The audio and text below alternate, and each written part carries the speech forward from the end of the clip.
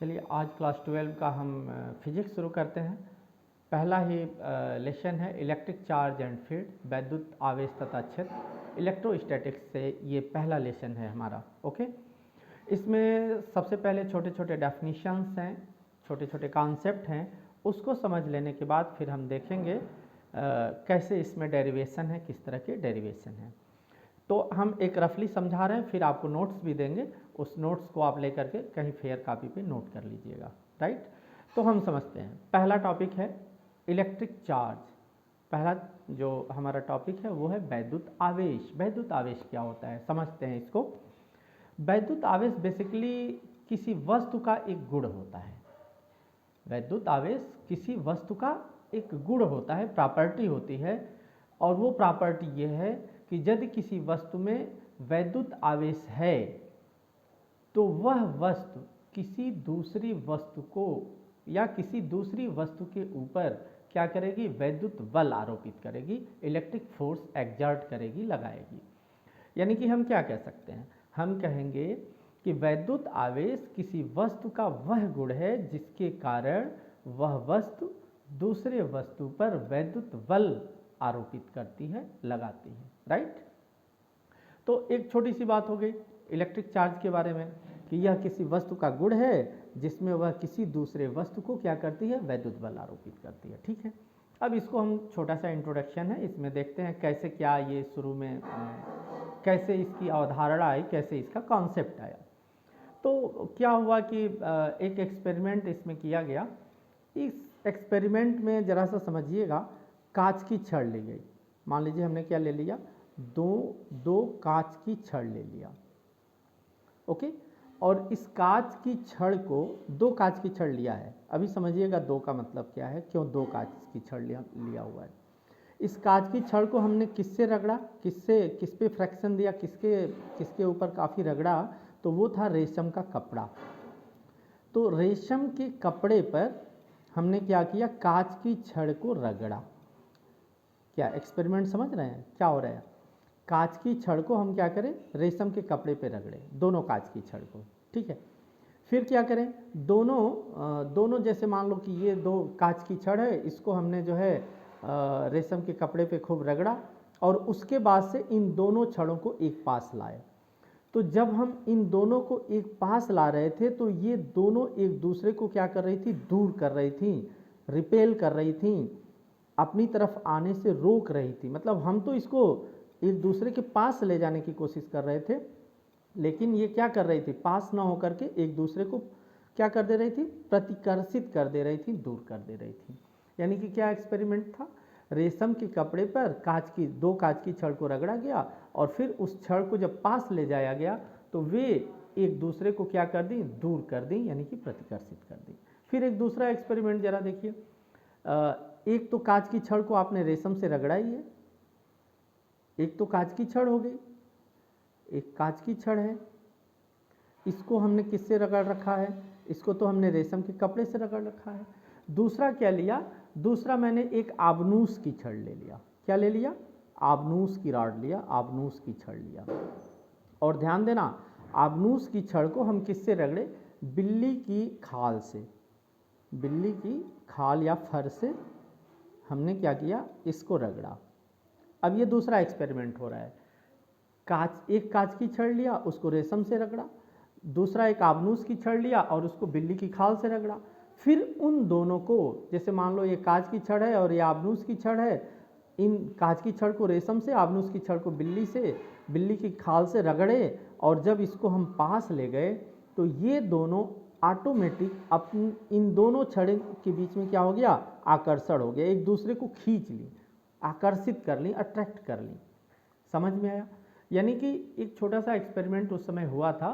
तो कांच की छड़ को रेशम से रगड़ा गया और दोनों कांच की छड़ को सटाया गया तो दूर कर दी, जबकि कांच की छड़ को रेशम से और आबनूस की छड़ को बिल्ली की खाल से रगड़ा गया तो दोनों छड़ क्या की, एक दूसरे को अपनी तरफ आकर्षित कर ली।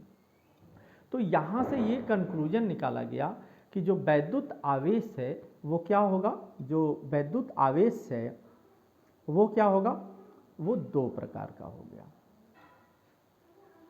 वैद्युत आवेश दो प्रकार का होता है, ठीक है ना। पहला क्या, पहला ये हो गया कि कांच की छड़ को रेशम से रगड़ने पर जो प्राप्त हुआ, और दूसरा क्या हो गया, आबनूस की छड़ को बिल्ली की खाल से रगड़ने से प्राप्त हो गया। क्योंकि दोनों के दो अलग अलग कैरेक्टर आ रहे हैं, एक में आकर्षण आ रहा है, एक में प्रतिकर्षण आ रहा है, तो यही वैद्युत आवेश दो प्रकार का हो गया। ठीक है, कैसे हो गया अभी वो समझेंगे कि ये आवेश धन आवेश ऋण आवेश क्या है, अभी समझाते हैं। तो अभी यहाँ से ये कंक्लूजन दिया गया कि वैद्युत आवेश जो दो प्रकार का होता है, इसमें एक किस प्रकार का हुआ कि कांच के छड़ को अपने में, जो दो कांच की छड़ को रेशम से रगड़ के अपने में सटाया गया, एक तो वो हो गया, और दूसरा एक कांच की छड़ और एक आबनूस की छड़, इन दोनों को रगड़ के सटाया गया।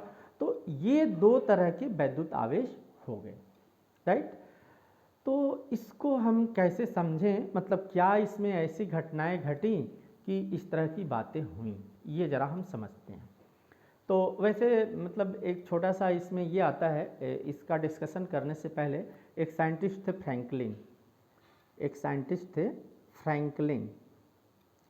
फ्रैंकलिन साहब ने क्या किया कि मतलब बिना किसी डिस्कस के इन्होंने कहा कि जो कांच की छड़ को रेशम से रगड़े हुए हैं, तो कांच की छड़ को इन्होंने कहा कि ये जो है धन आवेशित है, और जो आबनूस की छड़ थी जिसको आप बिल्ली की खाल से रगड़े थे, उन्होंने बताया कि ये जो आबनूस की छड़ है वो क्या है, वो ऋण आवेशित है, नेगेटिव चार्ज उस पर है। लेकिन इन्होंने ये नहीं बताया कि ये कैसे हुआ। बाद में इसकी थ्योरी बताई गई और उन्होंने जो बताया वो बिल्कुल सही बताया था। तो ये कैसे पॉजिटिव हो गया, कैसे निगेटिव हो गया, इसको थोड़े सा हम समझते हैं। तो इसको समझने के पहले जैसे थोड़े सा हमें परमाणु मॉडल समझना पड़ेगा। जैसे कि इलेक्ट्रॉन सिद्धांत क्या है, परमाणु मॉडल क्या है, इलेक्ट्रॉन सिद्धांत क्या कहता है, वो समझना पड़ेगा। थोड़े सा इस पे हम लोग समझ लें तो समझना आसान होगा। जैसे कोई भी परमाणु, कोई भी परमाणु, तो परमाणु यदि है तो वो क्या होगा, उदासीन होगा। कोई भी परमाणु क्या होता है, उदासीन होता है, परमाणु उदासीन होता है। अब बेसिकली उदासीन क्यों होता है उसके बारे में भी समझ लें।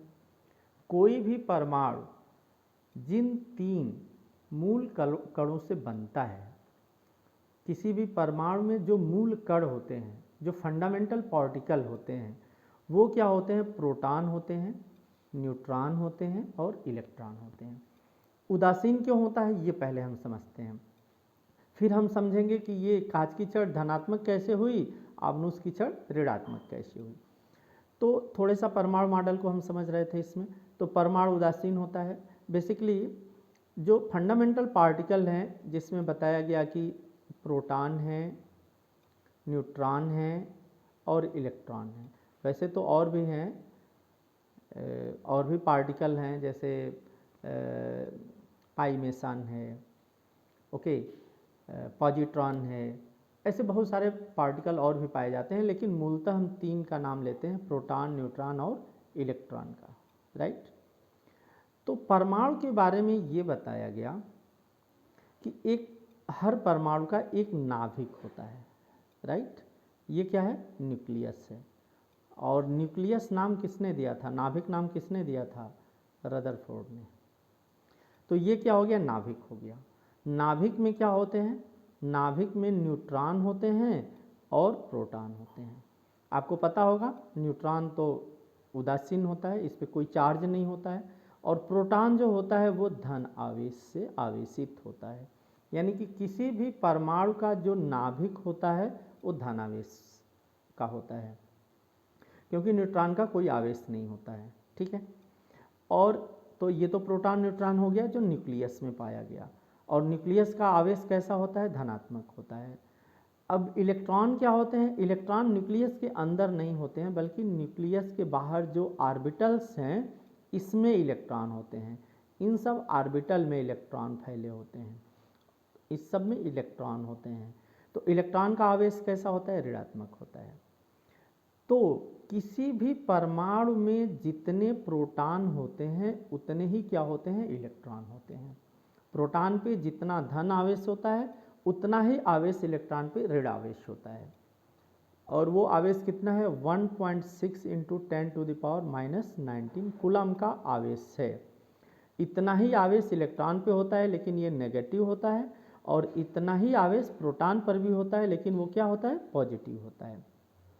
अब चूंकि प्रोटॉन और इलेक्ट्रॉन की संख्या किसी भी परमाणु में बराबर होती है, तो जितना उस पर धन आवेश हुआ उतना ही कितना हुआ, क्या हुआ, ऋण आवेश हुआ।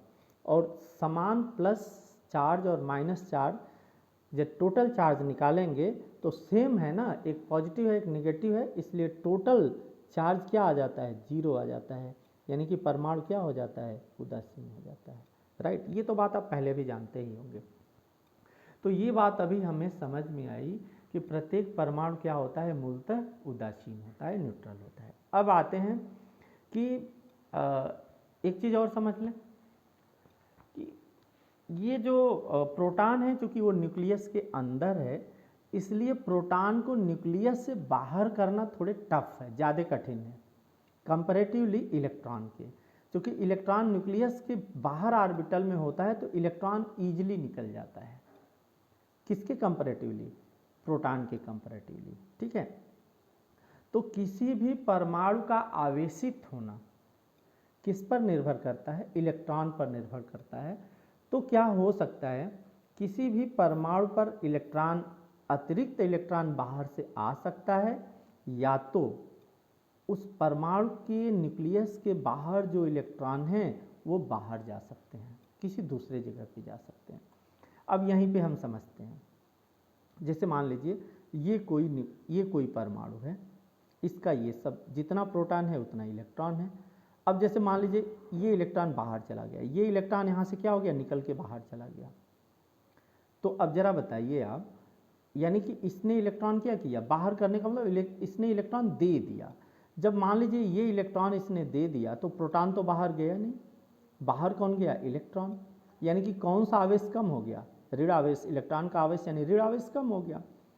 तो जब टोटल चार्ज निकालेंगे तो प्रोटॉन तो उतना ही था, इलेक्ट्रॉन कम हो गया, यानी कि पॉजिटिव चार्ज ज़्यादा हो गया, क्योंकि इलेक्ट्रॉन तो बाहर जा चुका है, कुछ इलेक्ट्रॉन बाहर चले गए, तो नेगेटिव चार्ज तो बाहर जा चुका है, यानी कि अब पॉजिटिव चार्ज ज़्यादा हो गया। यानी कि ये परमाणु आवेशित हुआ, और किस आवेश से आवेशित हुआ, धन आवेश से आवेशित हुआ।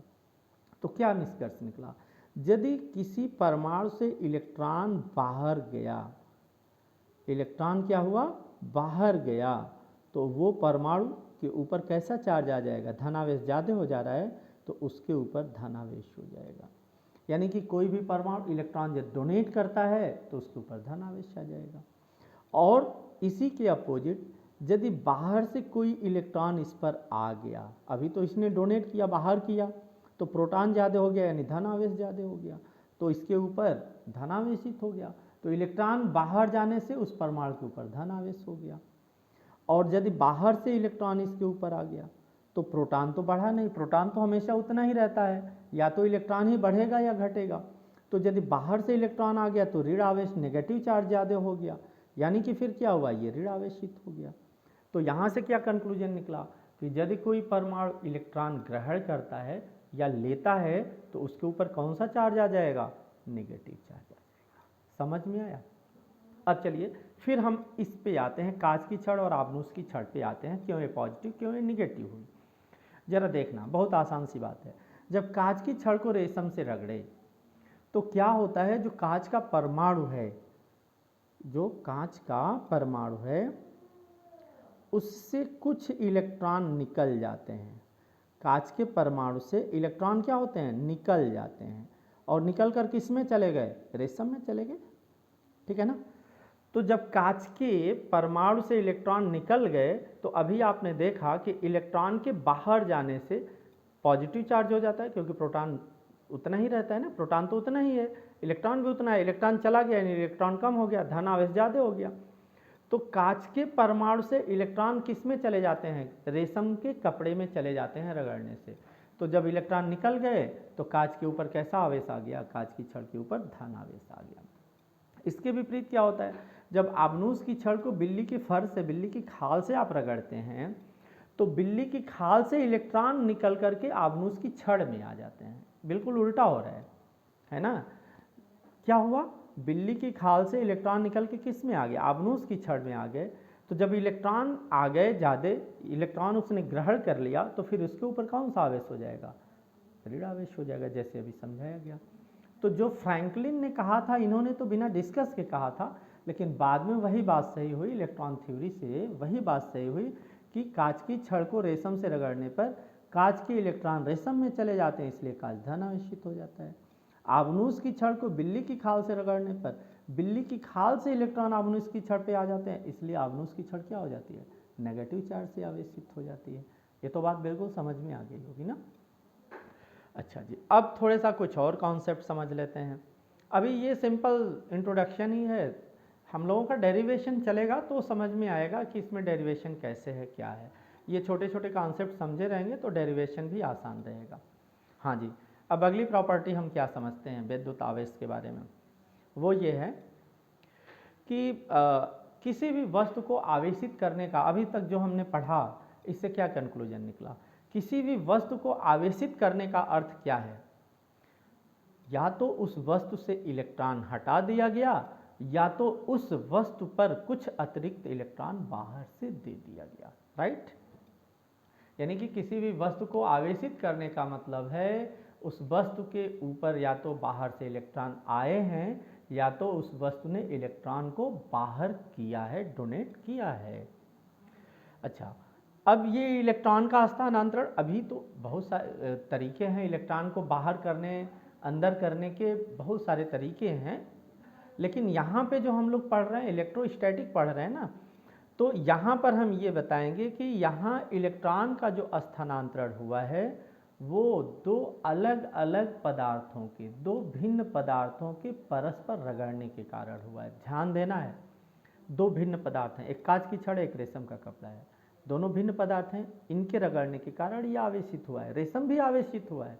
अच्छा, यदि कांच से इलेक्ट्रॉन रेशम में गया तो कांच धन आवेशित हो गया, तो रेशम क्या हो गया? ऋण आवेशित हो गया, क्योंकि उसने इलेक्ट्रॉन ग्रहण कर लिया है। तो मतलब इलेक्ट्रॉन का स्थानांतरण कब होगा? जब दो भिन्न पदार्थों को परस्पर रगड़ा जाएगा। अच्छा, अब जरा ये बताइए, दो कांच की छड़ को ही आपस में रगड़ें, या दो रेशम के कपड़े को, दो रेशम का कपड़ा ले लीजिए उसी को आपस में रगड़िए, तो ये तो समान पदार्थ हो गया ना। तो एक ही पदार्थ के वस्तु को जब आप रगड़ेंगे तो कोई भी इलेक्ट्रॉन का स्थानांतरण नहीं होगा।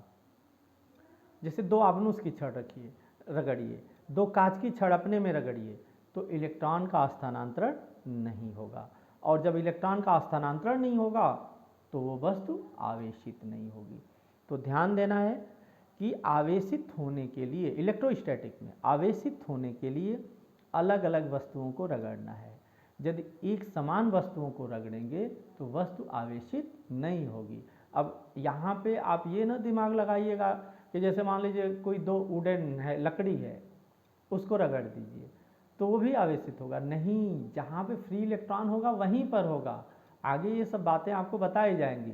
ये जितनी भी चीज़ें हो रही हैं वो ऐसे जगहों पे हो रही हैं जहाँ पे फ्री इलेक्ट्रॉन पाए जा रहे हैं। वो केमिस्ट्री के इंट्रोडक्शन में भी बताया जाएगा, फिजिक्स में भी आगे बताया जाएगा फ्री इलेक्ट्रॉन क्या होते हैं, ठीक है। ओके, तो अभी आपने देखा, ये पढ़ा कि एक ही पदार्थ के वस्तुओं को रगड़ेंगे तो वो पदार्थ, वो वस्तु आवेशित नहीं होगी, ठीक है।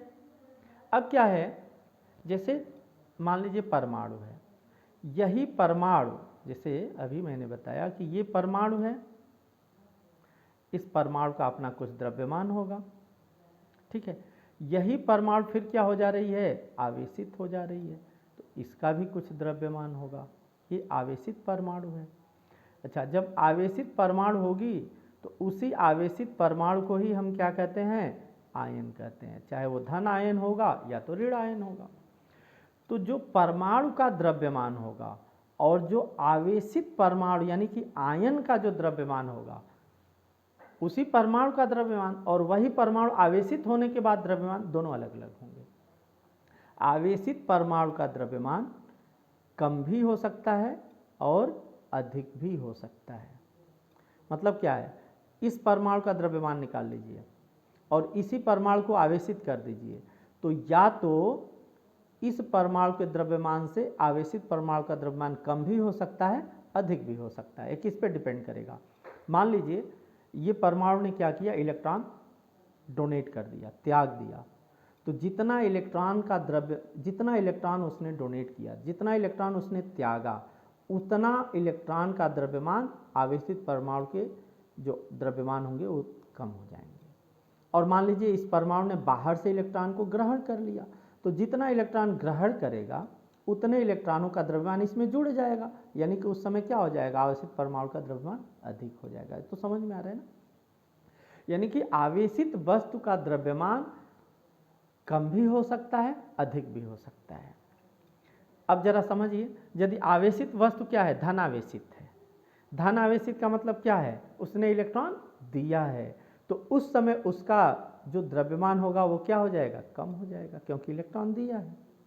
और आवेशित परमाणु जो है उसने क्या किया, इलेक्ट्रॉन लिया है, यानी कि कौन सा आवेश है, ऋण आवेश है। मान लीजिए आवेशित परमाणु के ऊपर ऋण आवेश है, यानी कि उसने क्या, इलेक्ट्रॉन लिया है, तो इलेक्ट्रॉन का द्रव्यमान बढ़ गया उसके ऊपर, यानी कि उस समय उसका जो द्रव्यमान होगा वो क्या हो जाएगा, अधिक हो जाएगा। तो यहाँ से आप क्या कह सकते हैं, धन आवेशित परमाणु या धन आयन का जो द्रव्यमान होगा वो कम होगा, और जो ऋण आयन होगा उसका द्रव्यमान क्या होगा, अधिक होगा। यहाँ तक की बात तो पूरी समझ में आ रही होगी आपको ना। अच्छा जी, अब जरा देखिए अगला टॉपिक हम क्या समझते हैं। अगला टॉपिक हमें समझना है इलेक्ट्रिक करंट, वैद्युत धारा क्या होती है। ठीक है, अगला टॉपिक हम समझते हैं विद्युत धारा, वैद्युत धारा, इलेक्ट्रिक करंट। जैसे क्या है, कोई चालक है, किसी चालक में आवेश प्रवाह की दर को ही विद्युत धारा कहते हैं। क्या मैंने बोला, किसी चालक में आवेश प्रवाह की दर का मतलब फिजिक्स में क्या होता है, एक सेकेंड में कितना आवेश, एक सेकेंड में कितना चार्ज फ्लो किया, that is called rate, that is called दर। ठीक है ना, तो एक सेकेंड में क्या, एक सेकेंड में कितना आवेश प्रवाहित हुआ है, एक सेकेंड में प्रवाहित आवेश की मात्रा, एक सेकेंड में प्रवाहित आवेश की मात्रा क्या कहलाएगी, किसी चालक में एक सेकेंड में प्रवाहित आवेश की मात्रा ही क्या कहलाएगी, उस चालक की वैद्युत धारा कहलाएगी। या हम कहते हैं आवेश प्रवाह की दर ही क्या होती है, वैद्युत धारा होती है। अब जैसे मान लीजिए कि कोई चालक है, उसमें Q आवेश जो है T समय तक प्रवाहित हुआ। क्या मैंने बोला, T समय में Q आवेश प्रवाहित होता है, ऐसे हमने लिखा T समय में क्या, Q आवेश प्रवाहित हुआ। तो क्या एकांक समय में ना, एक सेकेंड में एकांक समय में कितना हमें आवेश प्रवाहित होगा, तो इस T से डिवाइड हो जाएगा, Q/T आवेश होगा ना। तो एकांक समय में जितना आवेश प्रवाहित होगा वही क्या होती है, धारा होती है। धारा को हम किससे निरूपित करते हैं, करंट I से निरूपित करते हैं। तो इस तरह से I = क्या मिल गया, Q/T। मिला कि नहीं मिला, समझ रहे हैं। अच्छा, Q की यूनिट क्या होती है, Q मतलब आवेश, आवेश की यूनिट कूलम होती है, T की सेकेंड होती है। तो धारा की इकाई क्या हो गई, कूलम/सेकेंड, कूलम/सेकेंड हो गई। और कूलम/सेकेंड को ही क्या मैंने बोला, I की जो यूनिट है धारा की, वैद्युत धारा की जो इकाई हो गई वो Q/T है, तो Q का कूलम हो गया और T का क्या हो गया, सेकेंड हो गया, तो कूलम/सेकेंड हो गई। और कूलम/सेकेंड को ही क्या कहते हैं, एम्पियर कहते हैं। ठीक है ना, कूलम/सेकेंड को ही क्या कहते हैं, एम्पियर कहते हैं। इसी को एम्पियर, ए से इसको डिनोट करते हैं, एम्पियर कहते हैं। अच्छा, तो ये अभी हमने देखा कि वैद्युत धारा क्या होती है, तो और इसकी इकाई क्या होती है। ठीक है, वैद्युत धारा की इकाई क्या, कूलम/सेकेंड होती है। अच्छा, C/S मतलब एम्पियर हो गया, C/S हो गया, और C/S को आप समझ रहे हैं, S पे ऐसे S इनवर्स भी कर सकते हैं, CS इनवर्स भी कह सकते हैं। अब जरा हम समझें कि एक एम्पियर क्या है। एक एम्पियर, जैसे धारा की इकाई क्या हो गई, एम्पियर हो गई ना, तो एक एम्पियर किसे हम कहते हैं, ये जरा समझ लें, एम्पियर की परिभाषा क्या है। तो 1 एम्पियर की परिभाषा को हम ऐसे आपको डिफाइन करेंगे, कैसे, जैसे मान लीजिए कोई निर्वात ले लीजिए या वायु, जैसे अभी हम लोग हैं इस समय जहाँ पे आप हैं, हम हैं, क्या है, यहाँ पे वायु है। तो इस वायु में अथवा निर्वात में हमने क्या कर लिया, दो सीधा लंबा तार ले लिया, दो सीधा, जैसे दो सीधा लंबा और समांतर तार ले लिया है ना। ये तार हो गया, ये दूसरा तार हो गया, सीधा है, लंबा है और एक दूसरे के क्या है, समांतर है।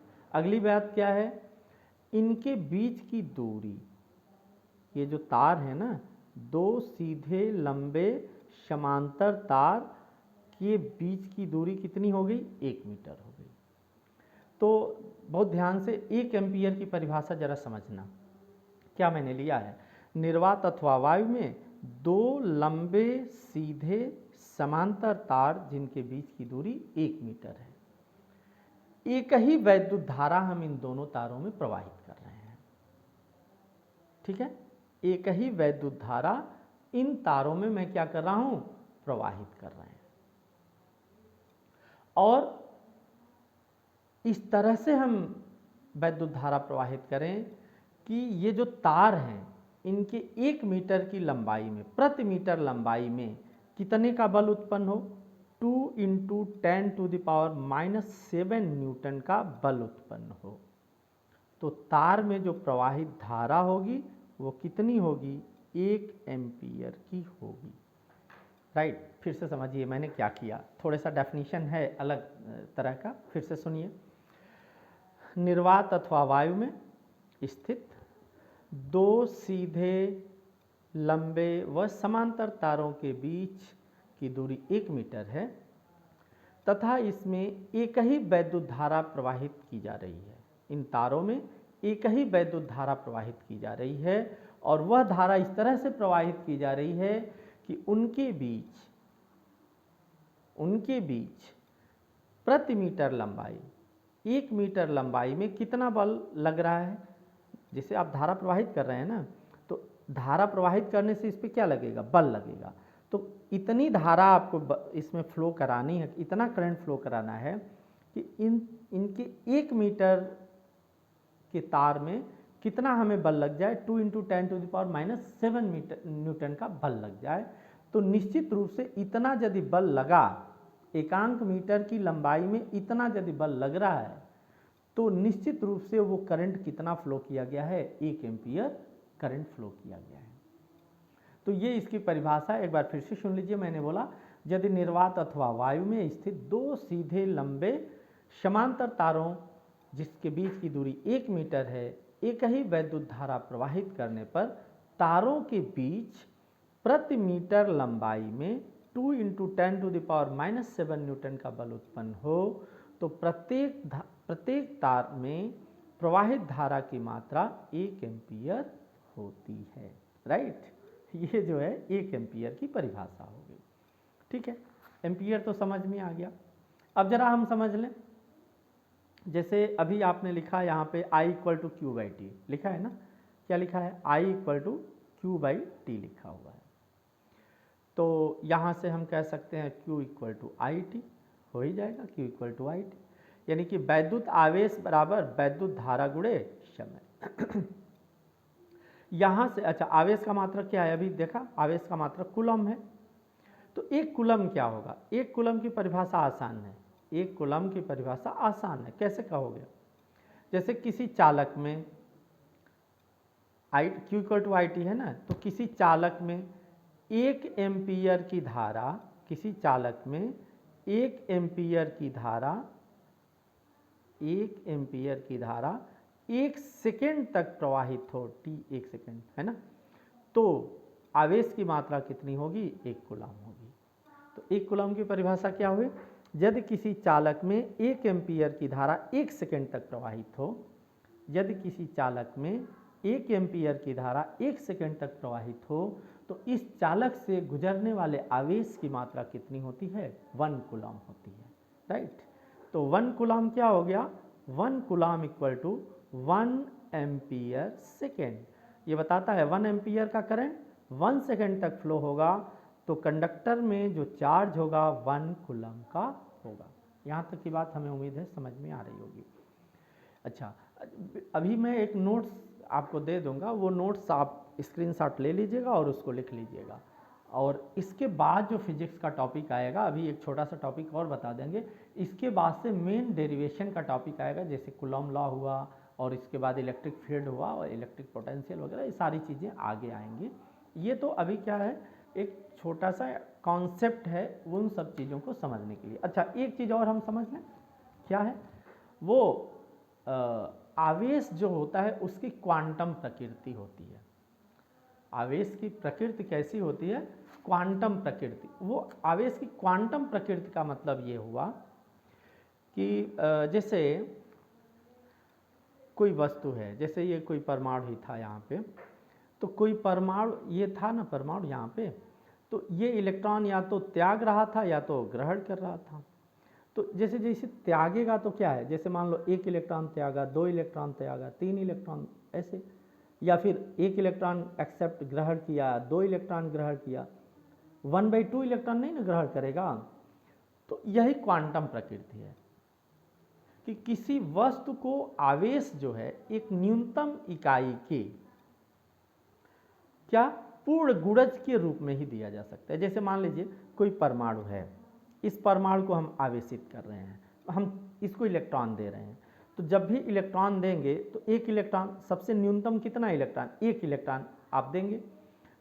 इसके बाद कितना देंगे, 2 इलेक्ट्रॉन दे सकते हैं, 3 इलेक्ट्रॉन दे सकते हैं। 1 इलेक्ट्रॉन दिया, 2 इलेक्ट्रॉन दिया, 3 इलेक्ट्रॉन दिया, 4 इलेक्ट्रॉन दिया। तो 1 इलेक्ट्रॉन का 1 तो लिखते नहीं, ऐसे है, तो 1 का पूर्ण गुणज हुआ कि नहीं, 1 2 जा 2, 1 3 जा 3, 1 4 जा 4, ऐसे हुआ कि नहीं। तो इसका मतलब क्या हुआ कि किसी वस्तु को जो आवेश है वो ई के, इलेक्ट्रॉन ई के पूर्ण गुणज के ही रूप में दिया जा सकता है, जैसे 1e 2e 3e 4e, है ना, इसका फ्रैक्शन नहीं आप करेंगे। तो यही आवेश की क्या है, क्वांटम प्रकृति है। यानी किसी वस्तु को जैसे आवेश देना है, किसी वस्तु को यदि आवेश देना है तो आप क्या देंगे, आवेश आपको देना है तो आप क्या देंगे, या तो 1 इलेक्ट्रॉन देंगे, या तो 2 इलेक्ट्रॉन देंगे, या तो 3 इलेक्ट्रॉन ऐसे देंगे ना, ऐसे n इलेक्ट्रॉन देंगे। तो इस तरह से Q इक्वल टू क्या मिल गया, Ne। बहुत इंपॉर्टेंट फार्मूला है ये, Q इक्वल टू Ne। ये प्लस माइनस Ne भी हो सकता है। n क्या है, पूर्णांक, n क्या है, पूर्णांक है। तो ये जो है आवेश की क्वांटम प्रकृति से ही Q equal to Ne formula बताया जाता है। फिर से समझ लीजिए क्या मैंने बताया, मैंने बताया किसी वस्तु को आवेश एक न्यूनतम इकाई इलेक्ट्रॉन ई के पूर्ण गुणज के ही रूप में दिया जा सकता है। और ई के पूर्ण गुणज का मतलब क्या है, E2 E3 ऐसे। तो Q इक्वल टू क्या मिल गया, प्लस माइनस Ne, जहाँ n क्या है, कोई पूर्णांक है। समझ में आ गया ना। अच्छा जी, ये बात समझ गए। अच्छा, मैं आपको अभी जो नोट्स है वो मैं दे दे रहा हूँ, और ये हमको लगता है कि इंट्रोडक्शन जो छोटे छोटे टॉपिक थे वो ख़त्म हो गए। जैसे एक चीज़ और भी दिया हुआ है, जैसे उसका कोई बड़ा रोल तो नहीं है, बड़ा डिस्कस इसीलिए मैं नहीं कर रहा था। जैसे आपने पढ़ा कि आवेश के क्वांटीकरण से ही हमें क्या मिला, Q इक्वल टू Ne मिला हुआ है, ठीक है ना। जैसे जो मॉडर्न फिजिक्स है उसमें ये बताया गया है कि जो इलेक्ट्रॉन है, प्रोटॉन है, न्यूट्रॉन है, ये जो मूल कण हैं, ये मतलब कुछ ऐसे कणों की खोज की गई है जिनके संयोग से ये कण बने हुए हैं। क्या मैं कह रहा हूँ, जैसे ये मैं बता रहा, आप ऐसे समझिए, जो इलेक्ट्रॉन है या प्रोटॉन है या न्यूट्रॉन है ना, ये बेसिकली ये दो चार्ज हैं, ये तो न्यूट्रल है, न्यूट्रॉन तो न्यूट्रल है। तो ये बताया गया कि ये जो इलेक्ट्रॉन, प्रोटॉन या न्यूट्रॉन हैं, ये ऐसे कण खोजे गए हैं जिनके संयोग से ये इनके आवेश बनते हैं। इलेक्ट्रॉन, प्रोटॉन के जो आवेश हैं वो कणों के संयोग से बनते हैं, और उन कणों को क्या कहा गया है, क्वार्क कहा गया है। इन कणों को क्या कहा गया, क्वार्क।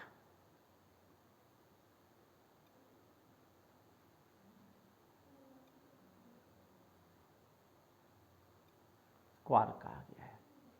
मतलब इन क्वार्क के संयोग से क्या बनता है, इलेक्ट्रॉन का आवेश बनता है और प्रोटॉन का आवेश बनता है। समझ रहे हैं ना, इन क्वार्क के संयोग से इलेक्ट्रॉन और प्रोटॉन के क्या बनते हैं, आवेश बनते हैं।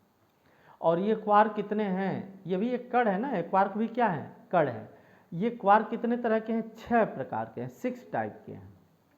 लेकिन 2 ही क्वार्क ऐसे हैं जो स्टेबल हैं, 2 ही क्वार्क ऐसे हैं जो क्या हैं, स्टेबल हैं, अस्थाई हैं।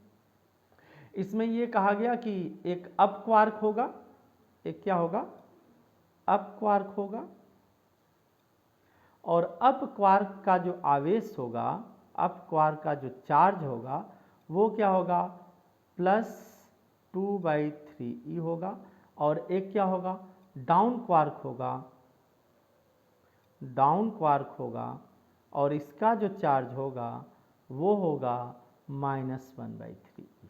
ठीक है, तो ये मतलब कोई बहुत अभी इतना ज़्यादा रोल नहीं है आपको इसका समझने के लिए, लेकिन एक जैसे Q = N बोला गया ना, तो N की जगह क्या हो सकता है, 1 2 3 4 5, लेकिन यहाँ पर E के साथ जो फैक्टर लगा हुआ है, इसका जो मल्टीपल है वो क्या है, फ्रैक्शन में है ना, इंटीग्रल मल्टीपल नहीं है। जैसे 1e 2e 3e ये होना चाहिए ना। अभी आपने पढ़ा कि वो E के पूर्ण गुणक के रूप में होता है, तो E का पूर्ण गुणक E हो गया, 2e हो गया, 3e हो गया, 4e ऐसे हो गया, लेकिन यहाँ पर ही क्या है, 2/3e 1/e ऐसे दिया हुआ है। तो इसको बड़ा अभी डिस्कस नहीं है, हालांकि 1-2 छोटा न्यूमेरिकल्स है, इसको हम बताएंगे, लेकिन मेनली अभी आप यही समझिए कि चार्ज क्या होते हैं, क्वांटाइज्ड होते हैं, और वो चार्ज किसके इक्वल होते हैं, Ne के इक्वल टू होते हैं, जहाँ n = 1 2 3 है, पूर्णांक है कोई, ठीक है ना। तो ये जो है इंट्रोडक्शन है पूरा आपका, लगभग 38-40 मिनट का इंट्रोडक्शन है, जिसमें आप क्या क्या चीज़ें पढ़ लिए। इसमें आपने चार्ज के आवेश के बारे में पढ़ लिया, ये आवेश 2 तरह के होते हैं, वो किस एक्सपेरिमेंट से हो गया, फिर इलेक्ट्रॉन थ्योरी क्या होगी, कैसे किसी सब्सटेंस के ऊपर पॉजिटिव या नेगेटिव चार्ज कैसे आता है, फिर आपने क्या इलेक्ट्रिक करंट पढ़ लिया, इलेक्ट्रिक चार्ज पढ़ लिया, और फिर क्या पढ़ लिया, क्वांटाइजेशन पढ़ लिया। और जैसे कि आप जानते हैं ऊर्जा संरक्षण का नियम, ऊर्जा न तो नष्ट होती है न तो उत्पन्न की जा सकती है, उसी तरह से वैद्युत आवेश भी है, वैद्युत आवेश न तो उत्पन्न किया जा सकता है और न ही नष्ट किया जा सकता है, राइट। तो ये आज का हमारा क्लास है, ये मैं अभी आपको नोट्स दे रहा हूँ, इसका स्क्रीनशॉट ले लीजिएगा। कल हम लोगों का डेरिवेशन चलेगा, और काफ़ी इम्पॉर्टेंट यहाँ से शुरू होगा हम लोगों का फिजिक्स का पहला लेसन, जिसमें कूलॉम्स लॉ है, ठीक है। फिर क्या है उसमें इलेक्ट्रिक फोर्स और ग्रेविटेशनल फोर्स में क्या चीज़ है, फिर इलेक्ट्रिक फील्ड लाइंस क्या होती हैं, तो बहुत सारे इंट्रोडक्शन अच्छे आएंगे, ओके। तो 1 मिनट हम आपको नोट्स दे, हाँ ये नोट्स हैं, इसको आप पिक्स ले करके किसी कॉपी पे नोट कर लीजिएगा, ठीक है।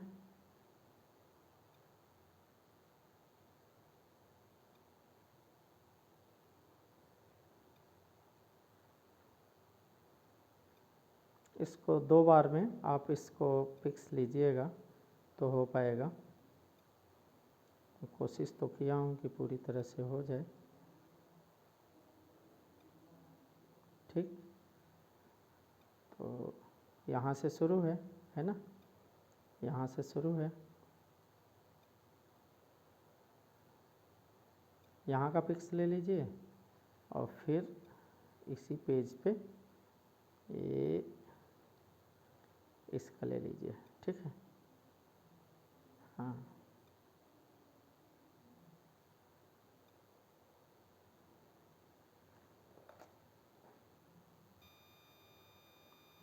ये ज़्यादा सही है, देखिए एक ही पेज पर आ गया पूरा, ठीक है। अभी पहले वाला भी कर दे रहे हैं फिर से, एक तो इसका ले लीजिए,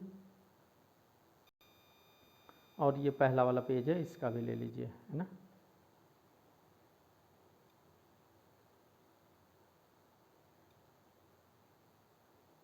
ओके जी, तो आज का ये क्लास है, कल फिर नया कोशिश करेंगे, केमिस्ट्री और फिजिक्स दोनों का रहे, ठीक है। ओके जी, थैंक यू।